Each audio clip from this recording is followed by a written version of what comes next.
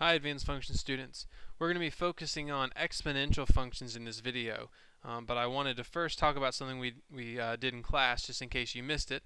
That way you're aware of these two terms and what they mean. Something we did in class was we flipped pennies, and we flipped them to see how many heads and tails we got. So the thing I want you to focus on is the difference between these two terms, experimental data and theoretical data.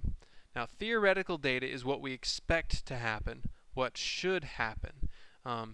For reasons I'm sure you can understand just easily, if you flip a coin, the odds are, or the probability we would expect, is that you've got a 50% chance of landing on heads and a 50% chance of landing on tails. Or you could say the probability of each event is 1/2. That'd be another way you could describe that.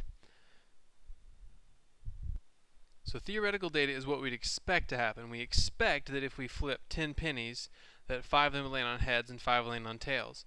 Experimental is what actually happens. So if you flip 10 pennies, you may get 3 heads and 7 tails, or you may get 4 heads and 6 tails, or 9 heads and 1 tail.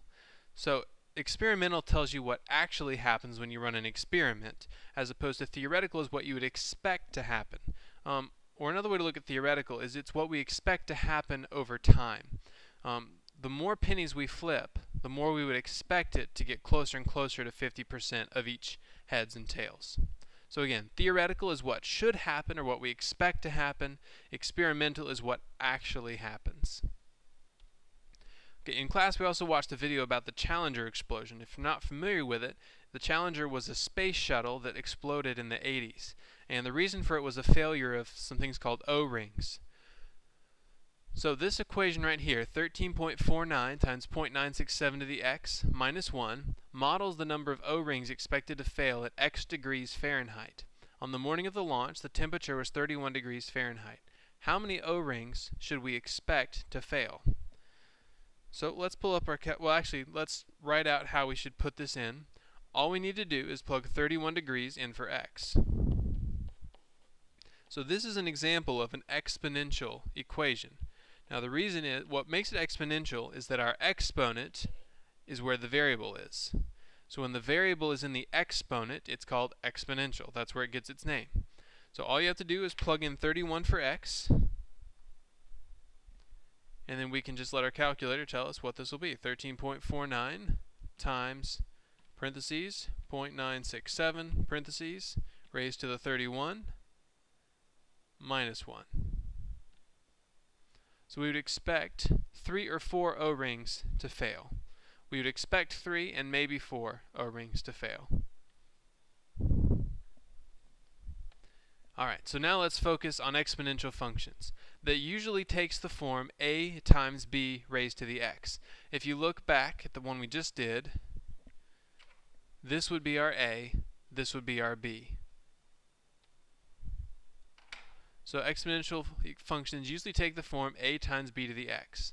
They can also take the form y equals a times e to the rt. Exponential functions do not have to have an e, but e is a very common thing to have as your base for an exponential function. Now remember, e is a number, similar to pi. It's just a number we use a letter to represent. Because e is 2.71 and then the decimal goes on forever, so it's easier to just say e. So again, what makes it an exponential function is that it has variables in the exponent. So let's talk about what each of these parts mean. Now this is very important that you remember these things. A is your initial amount. In other words, if you plug 0 in for x or 0 in for time, that's what you had at the beginning. Now that may mean 1990, or that may mean AD 0, or it may mean at 3 o'clock in the afternoon. It's whatever your initial time is. A is the initial amount you have at that time. Now B or R has to do with your rate of change. If you look back at the pennies, it had 1/2, so that would be our rate of change in that case. If we have RT, if you're familiar with PERT, that's the same thing as this. I could just, instead of A, call it P. Then R is your interest rate. Okay, so that's another way to look at it. But B and R tend to represent the rate of change. Now, if those things are less than 1, if B is less than 1 or R is less than 0, then the equation is an example of exponential decay. And exponential decay is going to look something like this. However, if b is greater than 1 or r is greater than 0, then it's going to be exponential growth. Exponential growth would look more like this. So exponential decay versus exponential growth. We tend to see exponential decay, for example, with radioactive decay, with the way carbon breaks down, or with the way radioactive material breaks down. We tend to see exponential growth in things like bacteria cultures, or population growth, things of that nature. So let's look at some examples. This function, 3.6 e to the 0.02x, models the growth of the world population in billions x years after 1969. So our initial time is 1969. And this asks us to estimate the number of people in 2020, or in 2020. So let's first talk about what some parts of this function mean. Well, this is our a, so this is our initial amount. So what this equation implies is that in the year 1969, since that's our initial time, there were 3.6 billion people in the world. So that a, again, represents your initial amount. This number right here is our rate. We expect it to go up 2% per year. So now, let's plug it in and see what we get. We would get 3.6 times e to the 0.02 times, well, 1969 is our starting point, so that would be 0, and we're doing the year 2020. So that would be 51 years later. So let's plug that in, our calculator, and see what we get. 3.6 times e to the 0.02 times 51. And we get 9.98. So we're expecting 9.98 billion people by 2020. So it looks like the world population may have slowed down a little bit since when they modeled it at growing at 2% per year. Because we're in 2013, and I think we're just a little over 7 billion. So unless we're going to get a lot more people in 7 years, this is probably a little fast of a model. Okay, so here's another one. 6 times e raised to the 0.013x models the world population in billions of growth after the year 2000. So let's estimate the population in 2050. So a few things. Again, your a is your initial amount. So we've changed our initial time to the year 2000. And what that's implying is 6 billion people were around in the year 2000. Now if you notice, the rate of change has gone down. Now it is positive, it's still going up, but it's slower than it was before. We were at 2%, now we're at 1.3%.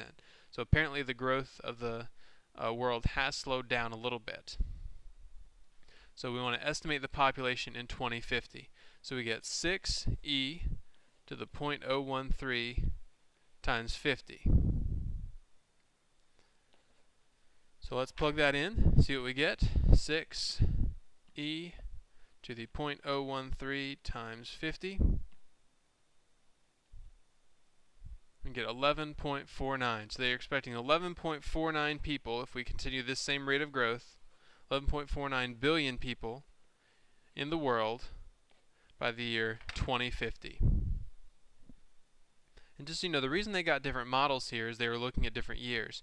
The first model probably looked at the growth during the early 1900s, when apparently the growth of the world was faster. Now the later half of the 20th century wasn't as quick in its growth, so they have adjusted the model to reflect slower growth.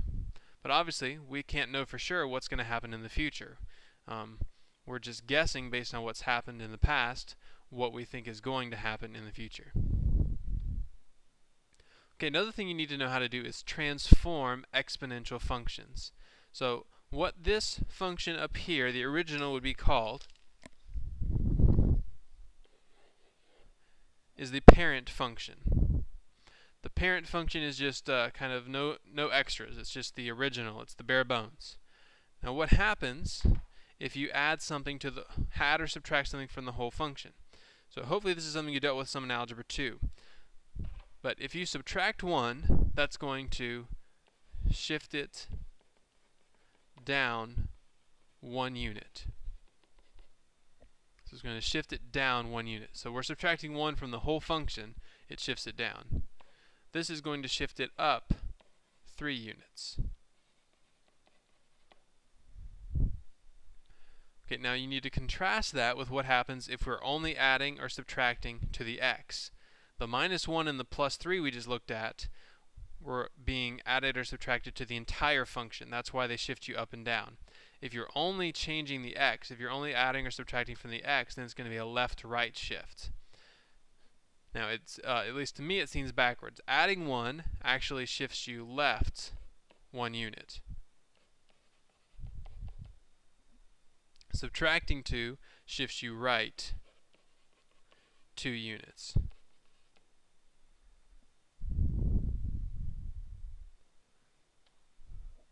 Okay, now there's also something else that can happen, and that's we can use negatives.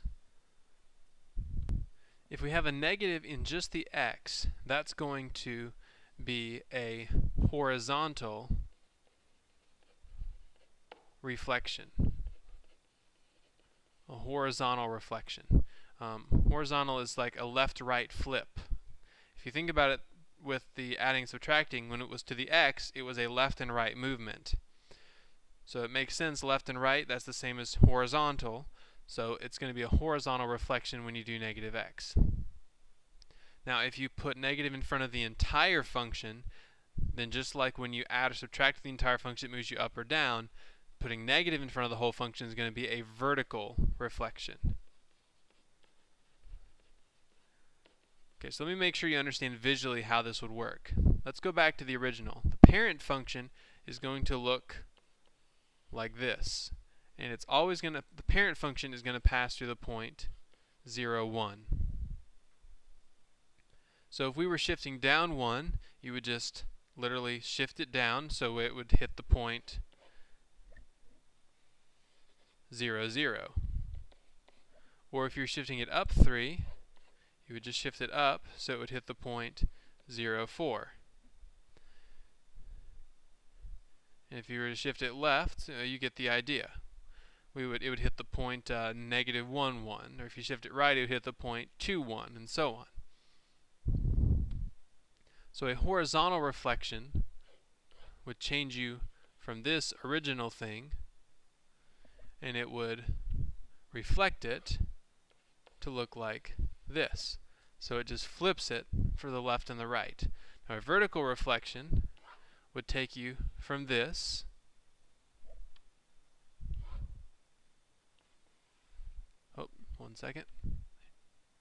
to this.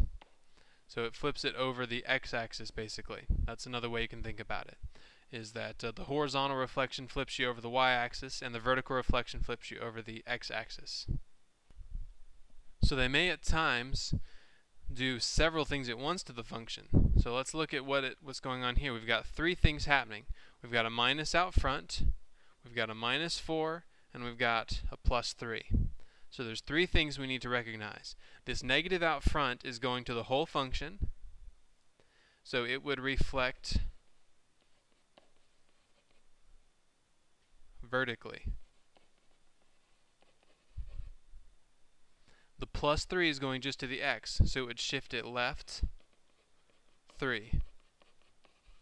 And the minus 4 is a vertical thing, so it would be shifting it down 4. So we'd have 3 different things happening there. We would be reflecting it vertically, shifting it left 3, and shifting it down 4.